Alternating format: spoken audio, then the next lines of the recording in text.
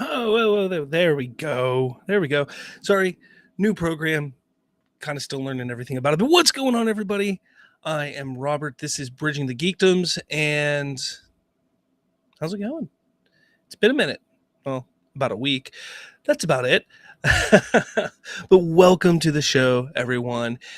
Today with me is, well, nobody right now. Not saying that somebody couldn't pop up or pop in at some point down the line here, but right now, it is just me, and we do have a few things to talk about today, so let's just kind of get into it. Now, for those of you who are new to the show, our setup is pretty simple. The first 10, 15, 20 minutes of the show consists of some newsworthy or reactions, reviews, that kind of things from the past week. The rest of the show is then dedicated to a main topic of the week, and this week's main topic is going to be discussing Kevin Feige's plan for the Marvel Cinematic Universe moving forward. We do know that last week I touched on a comment that Feige made, so we're going to kind of dive in a little bit more this week about that. But we do have some quick hits here. Nothing that's major, just a couple things that I want to talk about that I thought were a little ridiculous that popped up over the last couple days. First and foremost is this Howard Stern thing. Howard Stern was caught on a live mic during a break in his show. Now, if you don't know who Howard Stern is, are you living under a rock? I mean, he was essentially the original shock jock, but he's been around for well over 30 years at this point. And he was caught on a hot mic talking about a Doctor Doom project this summer.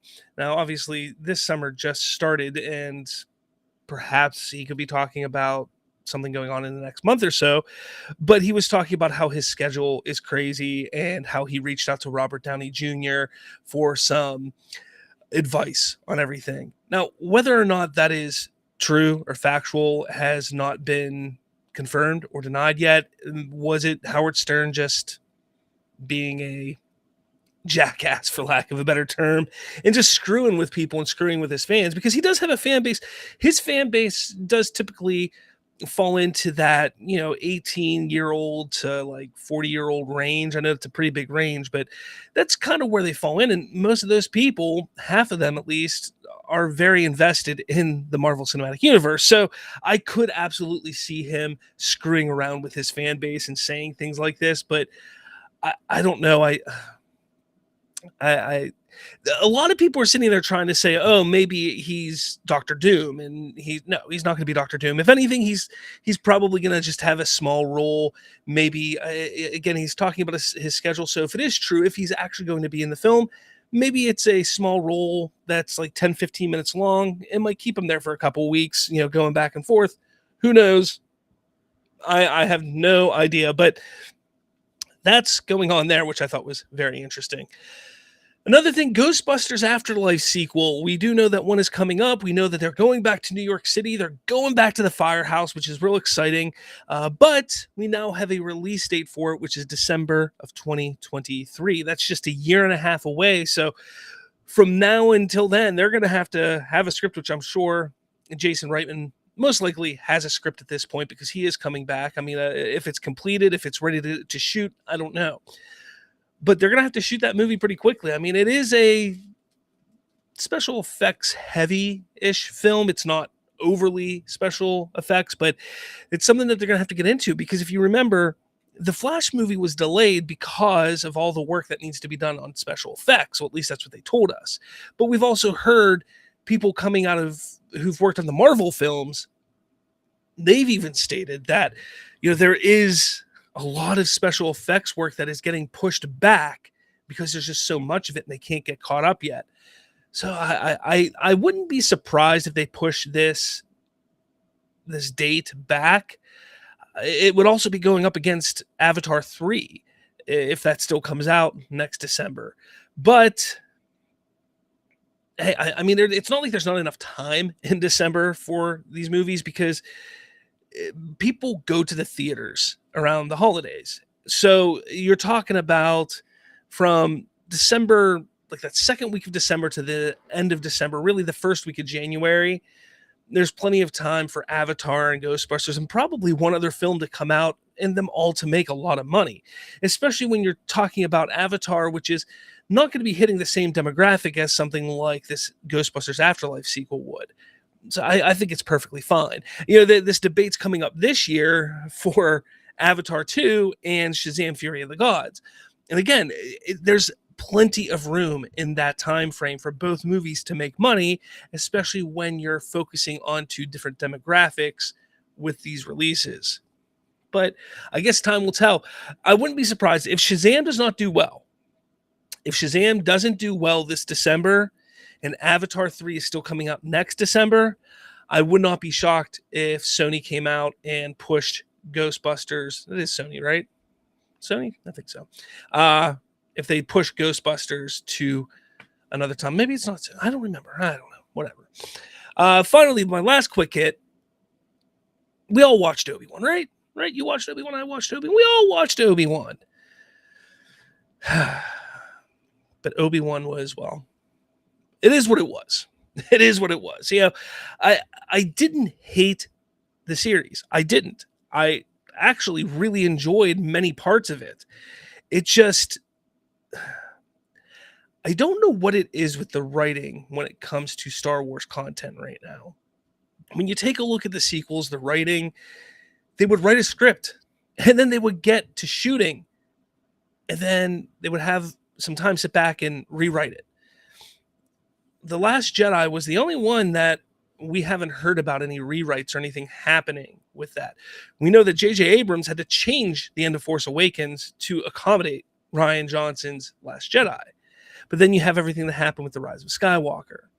The Mandalorian, I mean, Jon Favreau, Dave Filoni, they sat down, they pushed out these scripts with their writers and they got that thing out there. Not saying there weren't any rewrites, but for the most part, everything seemed to go swimmingly with The Mandalorian, season 1 and season 2.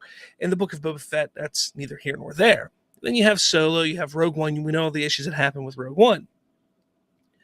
Now, when they announced the Kenobi series a couple years back, Kathy Kennedy stood up there and just applauded the script. She said that the script is amazing. She legitimately said that on stage. I think it was 3 months later where they decided to toss out the script and rewrite the entire thing and brought in a new writer. The old writer, Stuart Beattie, who, I guess, according to him, there were similar characters or same characters that they brought over to what the new script turned out being, what the series became. But he was talking about what his script was. And he goes, Reva died in his version of his script. And not only that, but she didn't know Anakin was Darth Vader. And I know I tried to justify the whole idea that Reva knew who Darth Vader was. The way they did it in the show, I guess, kind of works. I mean, yeah, she sees Anakin walking around killing the younglings and such, but in Star Wars lore, Anakin was very adamant about not letting people know that he was Anakin Skywalker once he was in that suit. So the fact that Reva knew is a little, again, they handled it. They made a reason why she does know. Is it a good reason? Yeah, whatever. It is what it is. But Reva dying, as I said, the show that we got, Reva, there was no point for her character in it. There was zero point for her character in this show. The only thing that she does that has any bearing on any of the actual main character, the main arc of Obi-Wan, because the show is Obi-Wan, so anything and everything that any other character does in this show should be to help Obi-Wan's story in some form or fashion. But the only thing she does is she sets up the kidnapping of Leia. Anybody in this show could have done that.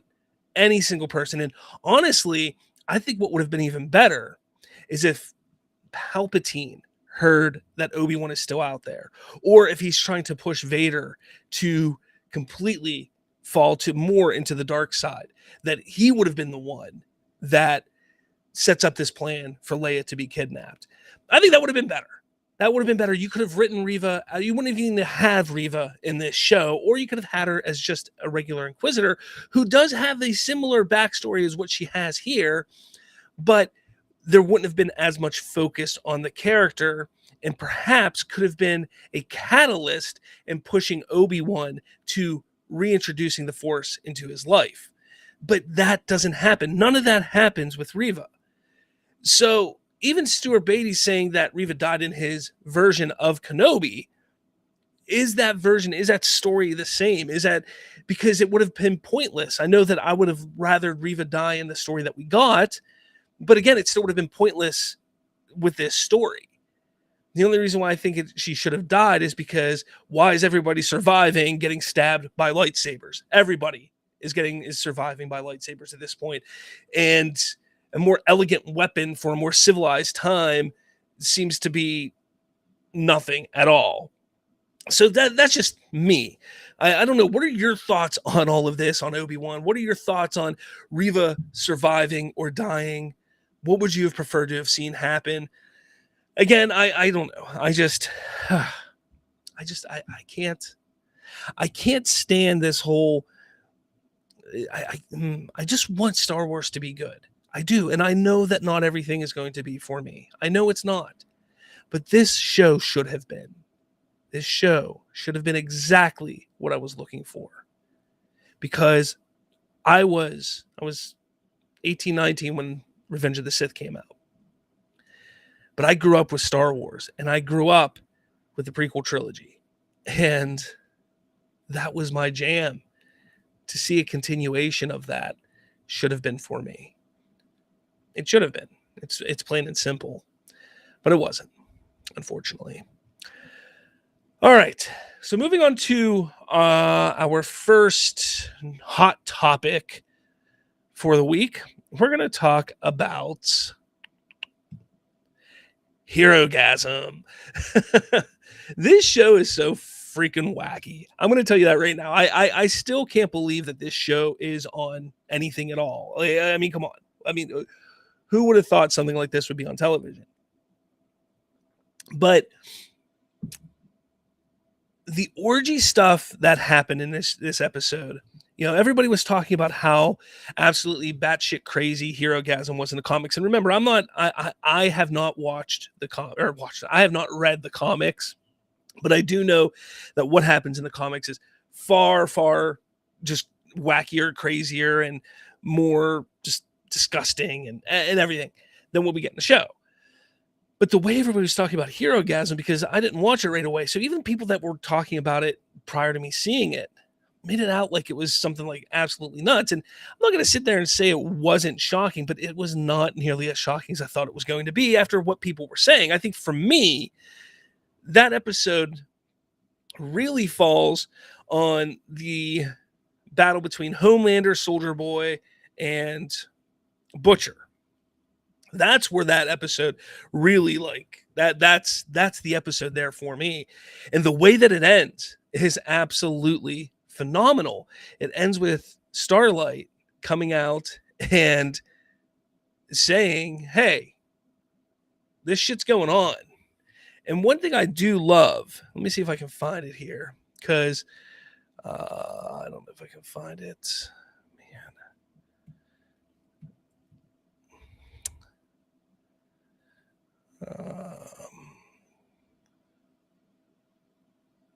I can't find it here.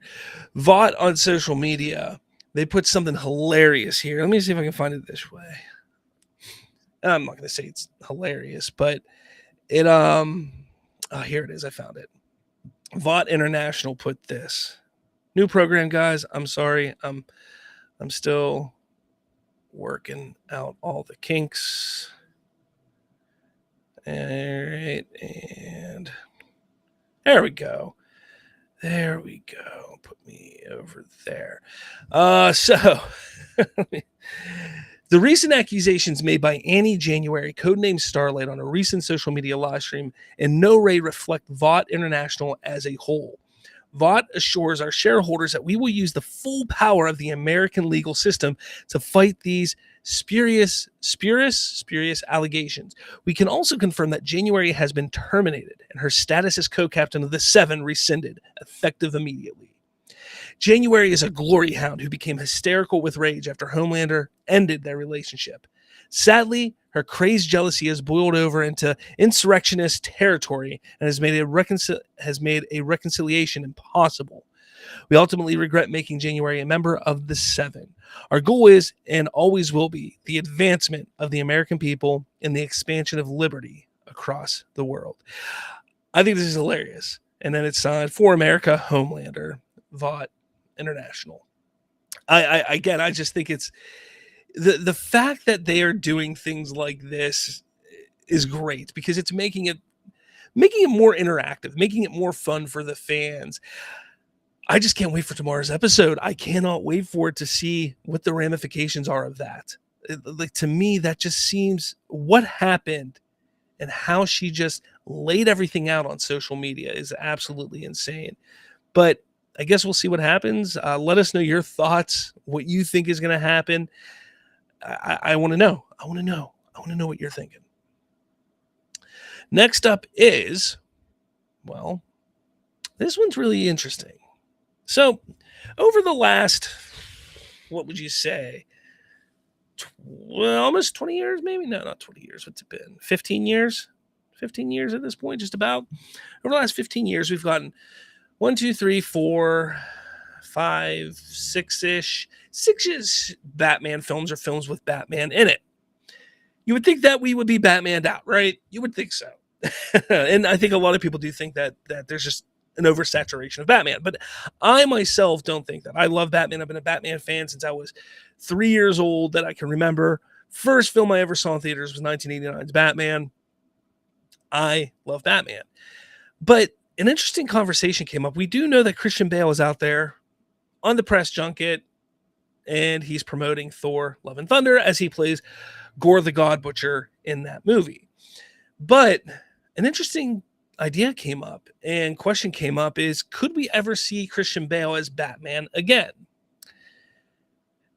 And while he was talking with Screen Rant, this is what he had to say. No one's ever mentioned it to me. No one's brought it up. Occasionally people say to me, oh, I hear you were approached and offered all this. And I'm like, that's news to me. No one's ever said that. He continues, I had a pact with Chris Nolan, he said. We said, hey, look, let's make 3 films. If we're lucky enough to get to do that, and then let's walk away. Let's not linger too long. In my mind, it would be something if Chris Nolan ever said to himself, you know what, I've got another story to tell. And if he wished to tell that story with me, I'd be in. And that's from Screen Rant. And let me tell you, what Christian Bale is not, he's not my favorite Batman. Batman Begins is one of my favorite superhero movies. I absolutely adore that film. I love that movie. I would be on board with seeing another Christopher Nolan, Christian Bale Batman film. But what's the likelihood of this happening? What is the likelihood? I mean, come on. You got to think about it. Like, truly, just Christopher Nolan right now isn't working with Warner Brothers. Now, that was the old regime that caused all the issues and why he left Warner Brothers. So David Zaslav could call him up and be like, hey, buddy, let's work this out. But let's say Christopher Nolan does decide to come back to Warner Brothers. And let's say he does have a story. Why not? Why not give him the ability to do another Batman movie?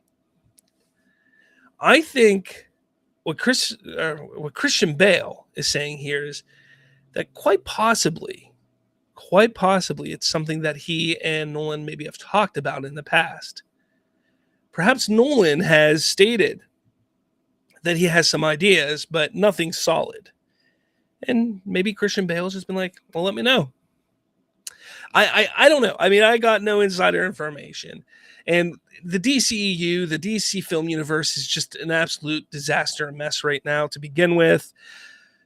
But it would be very, very, very, very, very interesting if that happened. So I want to know what you think. Is it something that you would want to see? Would you want to see Christian Bale back as Batman in some form or fashion?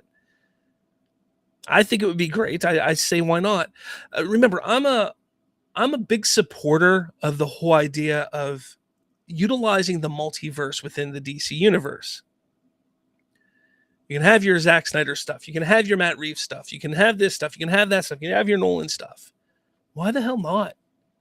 And if you ever want to bring it all together, bring it all together. If you want to have another filmmaker play in that sandbox, if they can get the cast, if they can get everything together to play in that sandbox, why not let them?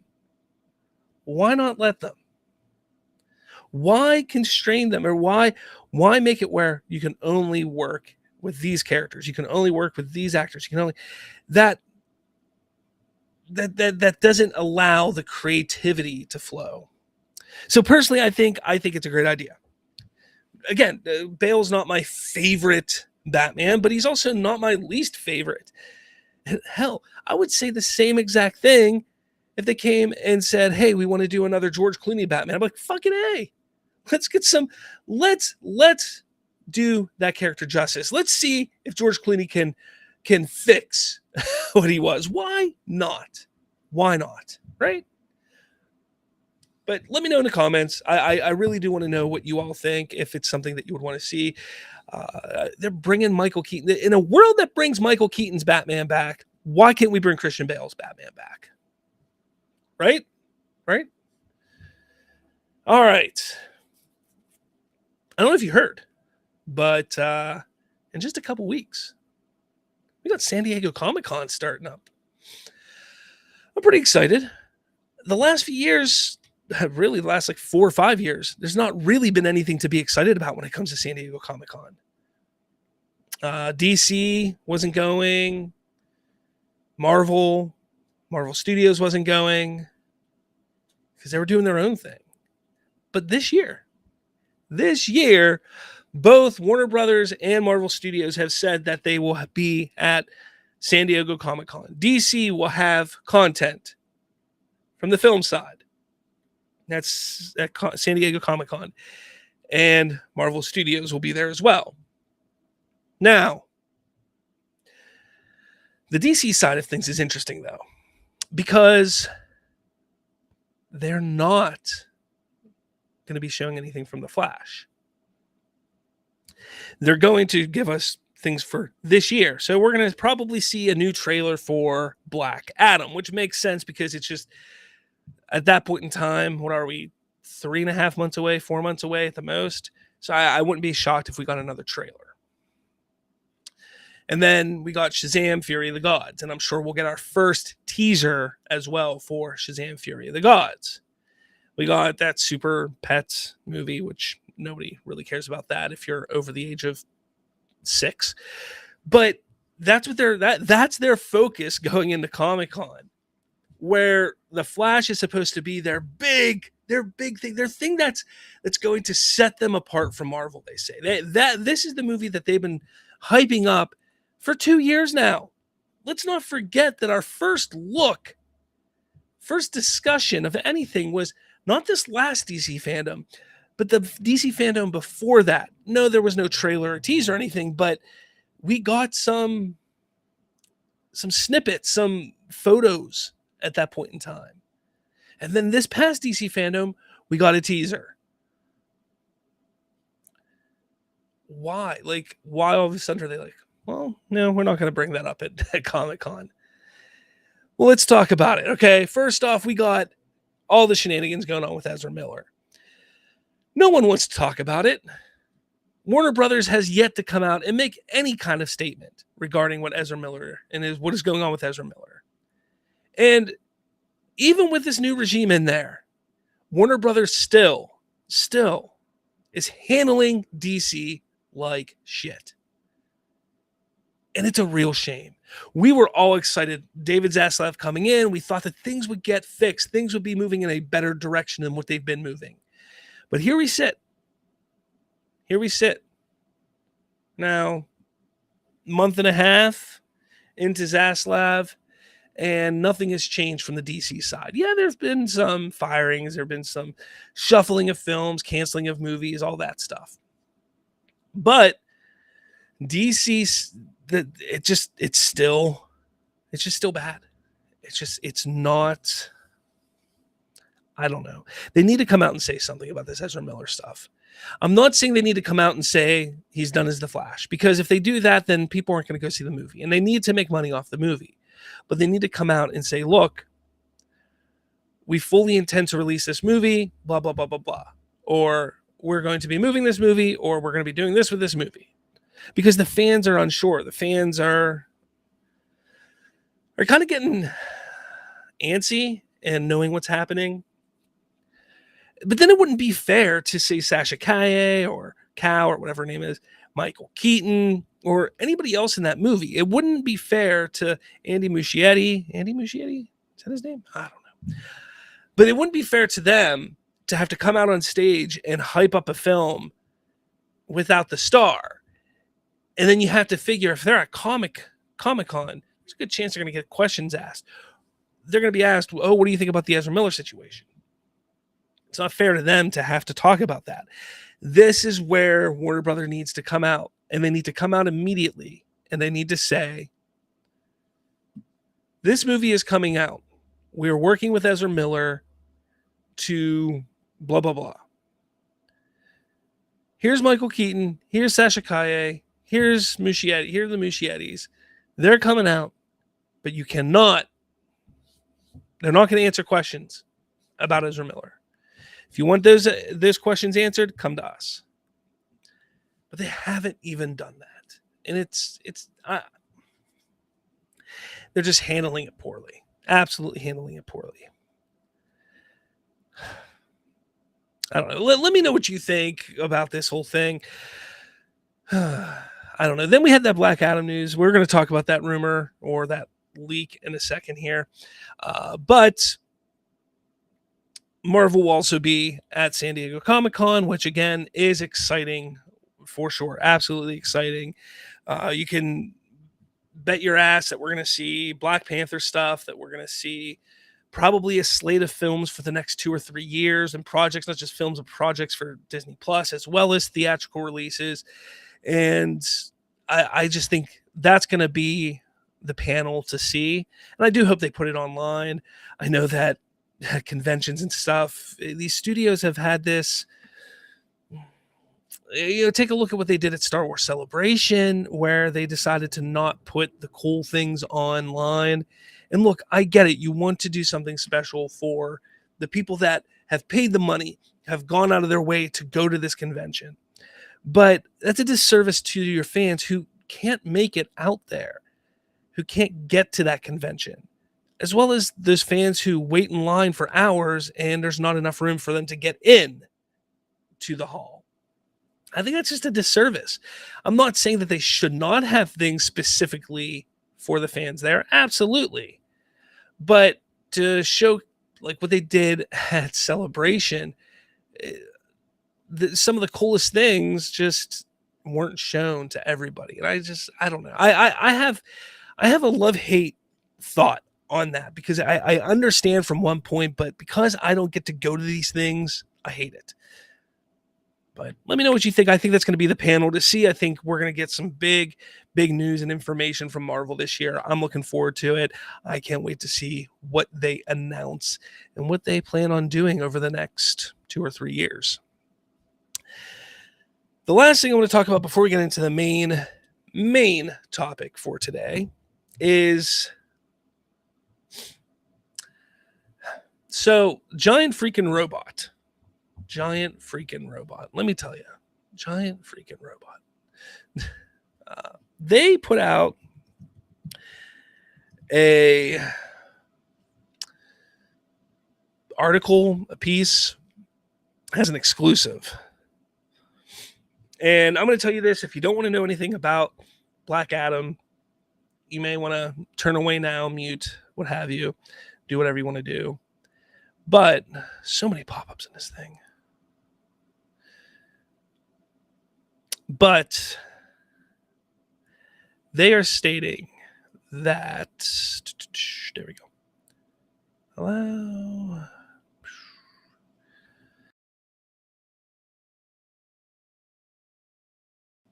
They're stating Henry Cavill will be teased in Black Adam post-credit scene, but that there's a catch. That there is a catch. Now, Black Adam is one of the most highly anticipated, heavily promoted upcoming films in the DCEU. It is being reportedly attempting to position Dwayne Johnson's Black Adam as the new central figure at Warner Brothers shared universe for the comic book adaptations, but it has at least one hurdle to jump there: Superman. That is why it is very interesting that our trusted and proven sources have told us that the last son of Krypton is going to show up in a post-credit scene for Black Adam, but it will not necessarily be Cavill playing him. According to our reports, Warner Brothers added a post-credit scene to the upcoming film, which will feature Superman himself. However, Warner Brothers is not too happy with Cavill these days, and so will apparently not be the British actor playing the Kryptonian hero.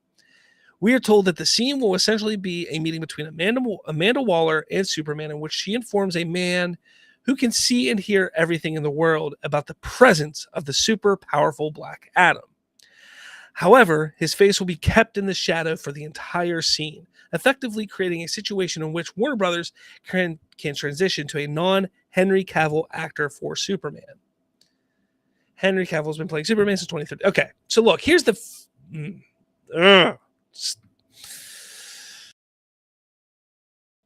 All right, here's the deal, okay?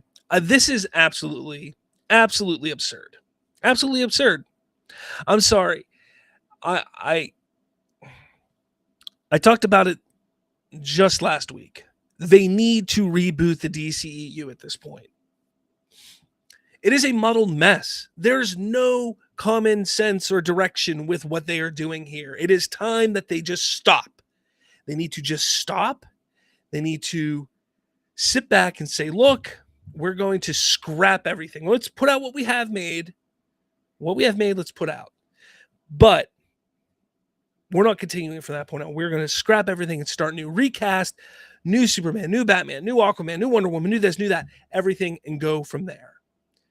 If Zack Snyder is able to come back at some point in time, allow him to continue his story on HBO Max. If Matt Reeves wants to continue doing his Batman, let him do his thing. But this mainline DCEU is a complete mess. This will be the third time. If this is true, if this happens to be true, this will be the third time that they're giving us a headless or faceless Superman in a DC project. Think about that. Just think about that. The most recognizable superhero in all of pulp culture, there's no one that is more recognizable than Superman. You have an actor who loves playing the character, who, in many people's eyes, is the quintessential version of that character, who says the cape is in the closet. The cape is still hanging in the closet. He's waiting for that call. But DC Warner Brothers, they refuse. And I don't care what they're saying, because this means money for them. They don't want to negotiate with him. They don't want to give him the money that he deserves. You know, for the past 10 years, he has been Superman. But they don't want to pay him. I don't know what's going on there. But it's getting out of hand at this point in time. It is completely out of hand. Then we have what they're doing with the Flash movie, where they're bringing in Supergirl to essentially, and I'm not going to sit there and say replace, but that's kind of what they were doing until they figured out what the hell they were doing with Superman. It doesn't make any sense. The simple thing is to just pay the man his money. Pay him his money and put him on screen. Does Warner Brothers and DC not understand? Does Walter Hamada not get that is what the fans want? Even those naysayers of the Snyderverse, those people who sat there and you'll never get a Snyder cut. There's never going to be a Snyder cut. There's no continuation of the Snyderverse. Snyder's a hack. For all those people who said that, 99% of those same people would sit there and say, oh, we love Henry Cavill Superman. We would love to see him get more time as Superman. I mean, are they that dumb? Are they just that idiotic? Can they not just see it? Like, think about this.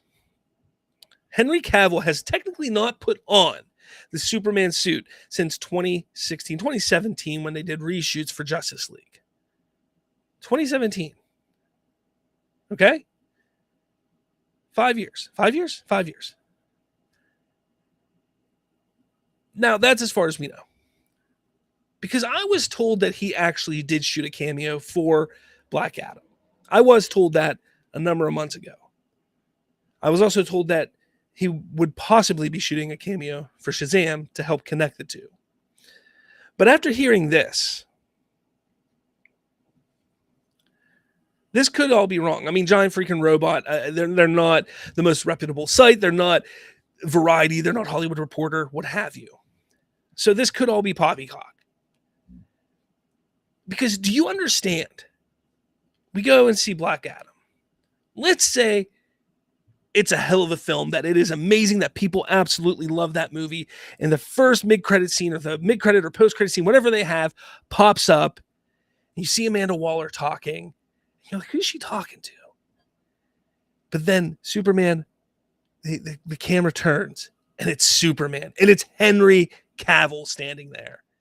The crowd would erupt. They would erupt.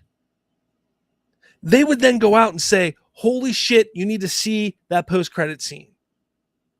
And people would then go buy tickets to see that post-credit scene. But if you put a faceless Superman up there, you're not going to get that reaction. You're just not. I don't care who you are. And shame on Dwayne Johnson. Shame on Dwayne Johnson. He calls Henry Cavill his friend. They have the same manager. The fact that he would allow them to do that, if it happened, shame on him. Shame on him. If I were Henry Cavill, if this is true, Henry Cavill needs to give the cape back and say, you know what? I'm done. Pick up the phone, call Kevin Feige. Call Kevin Feige.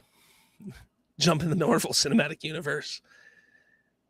Allow a company that knows how to treat their talent properly and knows how to excite fans. I don't know. I can't. They need to just reboot the entire DC universe. They need to. They've done it 532 times in the comics. Why the hell not just do it now with the film industry, with the film side of it? Just do it. Enough is enough. Enough is enough.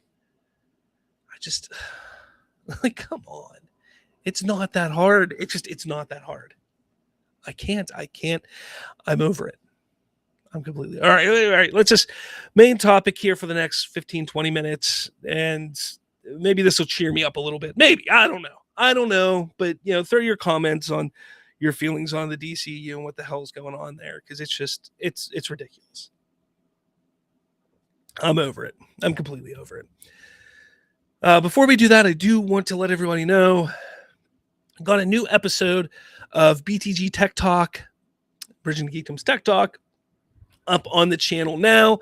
Check it out. My last episode was talking about my journey from Windows and Android to becoming an Apple user. And this one, I kind of hype up the iPad. I've really dived into the Apple ecosystem and been using the iPad quite a bit. So check it out if you're somebody who likes Apple. If you want to, even if you've been considering maybe switching to Apple, or if you're looking for a new tablet, check out our latest video on Bridging the Geekdoms YouTube, Bridging the Geekdoms Tech Talk. Is it worth it? The iPad? Is it? I don't know. Check out the video. Find out. I also have some really cool things coming up. I'm getting back into the interview swings. I got 1, 2, 3, possibly 4 interviews lined up that either myself or Kenneth are going to be doing over the next few weeks. That way we can start getting those edited up and posted. I'm really looking forward to some of them. Things are moving. I think what really helped was going to Three Rivers Comic Convention. So again, I want to thank John Engel and everybody who ran the convention. It was fantastic last month or earlier this month. I can't wait for next year's, and I'm hoping next year. I'm going to talk to them. I'm going to see if Bridging the Geekdoms could do something a little different, a little special at Three Rivers Comic Convention, because I think we could I think we could do something to help make it even better, more exciting, more fun. So just keep your eyes and ears open for that. Hopefully it pans out. I got to talk to the guys there and get things in the ball rolling in that direction. All right. So let's move on. Main topic, man. I'm trying to calm down from the DC talk. It's tough. It's tough. Being such a diehard DC fan for so many years, for it to just be failing like it is. I'm not excited for a single DC project. I should be excited for the Black Adam film. I should be excited about The Flash. I should be excited for Shazam. I'm just not. All right, I gotta stop. We gotta move on. We gotta move on to our main topic. And I discussed it a little bit last week. I touched on it. Even Ken sent in a video about it, and we discussed it a little bit. But I really wanted people to be on here today because I thought this would be a really, really good conversation for a couple people. So I don't know how long this is going to last, but well, let's see what Kevin Feige said. I talked about this last week. As we're nearing the end of Phase 4, I think people will start to see where this next saga is going. I think there have been many clues already that are at least apparent to me of where this whole saga is going. But we'll be a little more direct about that in the coming months to set a plan so audiences who want to see the bigger picture can see a tiny bit more of the roadmap. And I think some of that is going to come obviously at San Diego Comicon in a couple weeks, which I mean that makes sense. They're gonna announce some big projects. They're gonna announce things that are coming up. So it's obvious that we're gonna have some idea, some inkling of where they're gonna be headed and what they're gonna be doing with Marvel. But I think that we've really started seeing a lot of what's going on within Miss Marvel with Loki. I mean, I talked about it last week. The big picture is the multiverse.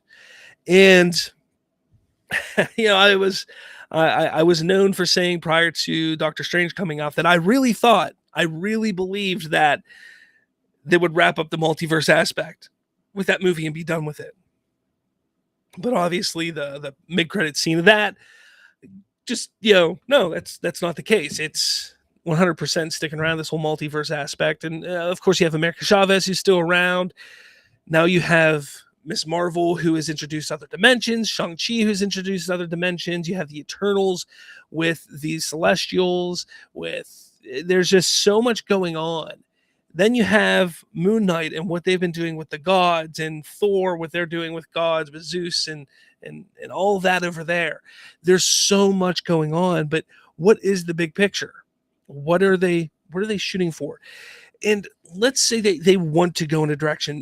Do they want to go bigger than what they did with Infinity War and Endgame? Because let's not forget, I mean, Endgame had dozens of characters on screen fighting the army of Thanos. But what could they do to be bigger than that? Well, obviously everybody wants to see Secret Wars happen. Well, we got Secret Invasion. We got a show, Secret Invasion, coming up. That's being filmed and going to be released. Is it a film or a TV series? It's going to be released on Disney Plus. I think it's a Disney Plus series. So that's going to get released, and that's going to be our first. I think that's going to really be our first introduction of what is going to be happening. Yeah, we got these other multiverses and dimensions we're starting to see. But I think when the time comes, it's going to be, hey, we're going to this Secret War side. We're going there. That's where we're going. And, you have to sit there and wonder, how are they going to be able to pull this off?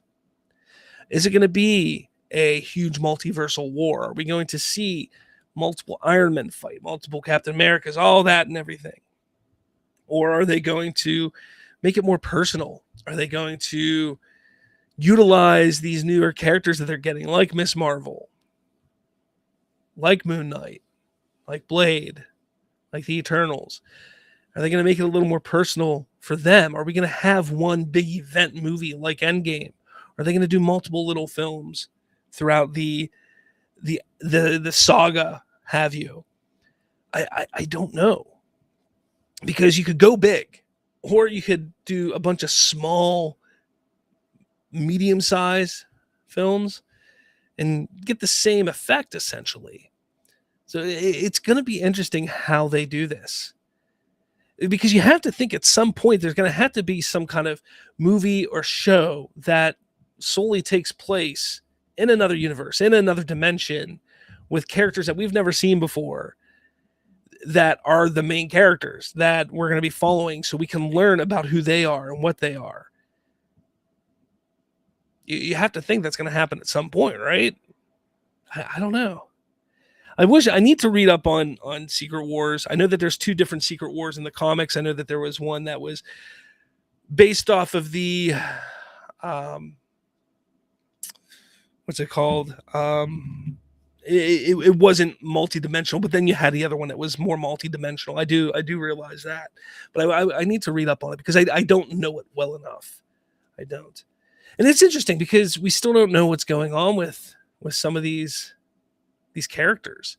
You know, we do know that we're getting a follow-up of Captain America 4, but what's going on there? How's that all going to fit into everything? Because that is so much different than what we've been getting so far with all of this crazy and wackiness that's been going on in the MCU. To go back to a character like Captain America, which I know is now Sam, but it's a much more grounded character than, say, Doctor Strange or Miss Marvel or Captain Marvel or Moon Knight. It's a much more grounded character. So it's going to be weird after really like a year and a half, 2 years that we've been getting of all this craziness, to fall back to a grounded character like that. It's same with Ant-Man, because we're going to be getting an Ant-Man movie here next year. That's going to be interesting to see how that falls in line with everything. I think it's going to help that they're going into the quantum mania. They're going in the quantum realm, it looks like. It's going to be interesting. And how does that all play out? How does that play into it? We got Kang the Conqueror. Where does that play?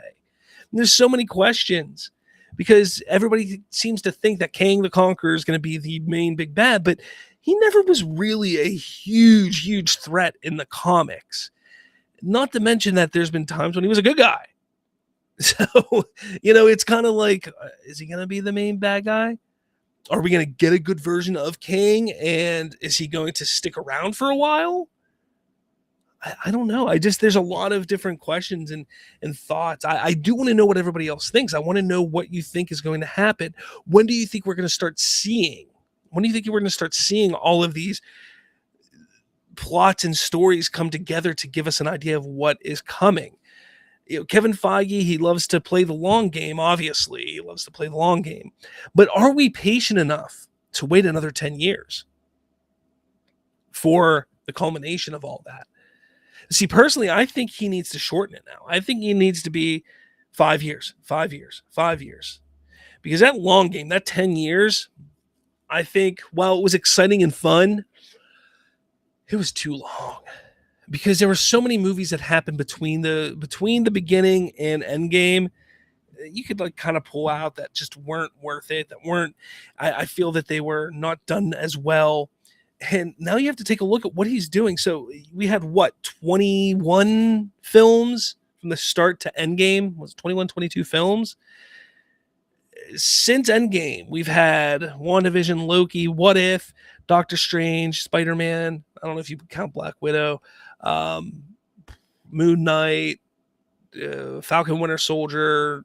I'm probably missing some here. Miss Marvel.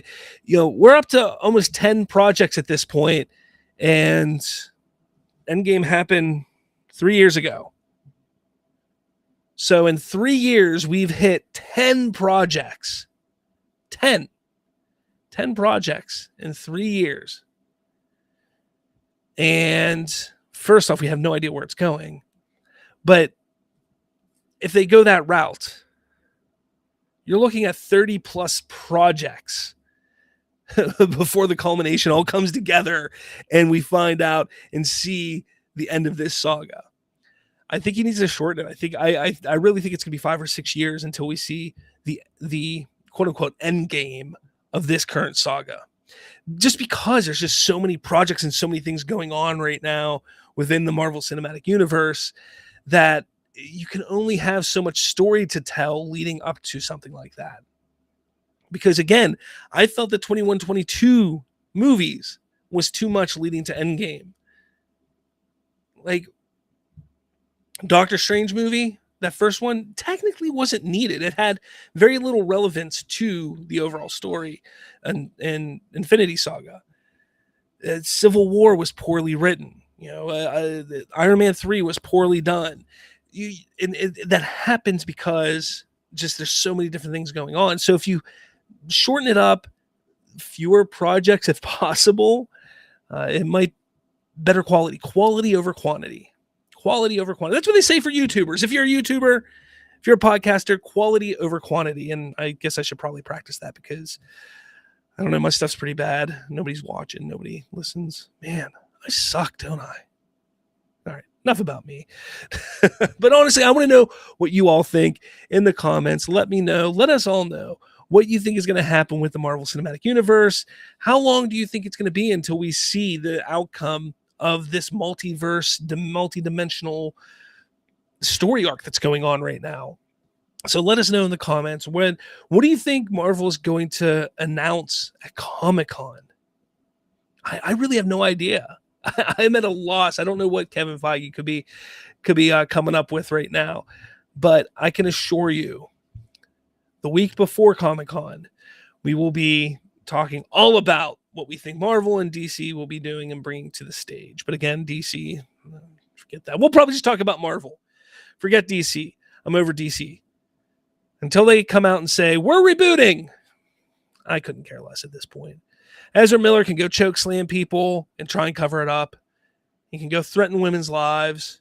Warner Brothers doesn't care. Who the hell cares? Why should we care? And then I get shit for making fun of it on TikTok. Look, if anybody cared, if anybody truly thought that he had an issue, a real problem, don't you think they'd be taking care of it right now? This is who he is. That's who he is. And people are just living with it. It's absurd. It's crazy, this world. This world is just getting out of hand. I don't know. I don't know. All right, guys. But I think I'm gonna close up shop here now a little bit early. Thank you so much for watching. Make sure you hit that like button, hit subscribe, do all the fun stuff, share it, follow, all that stuff. Find us on all the podcatching apps that you can possibly look up. But with all that said, guys, thank you so much for watching, and I'll talk to all of you later.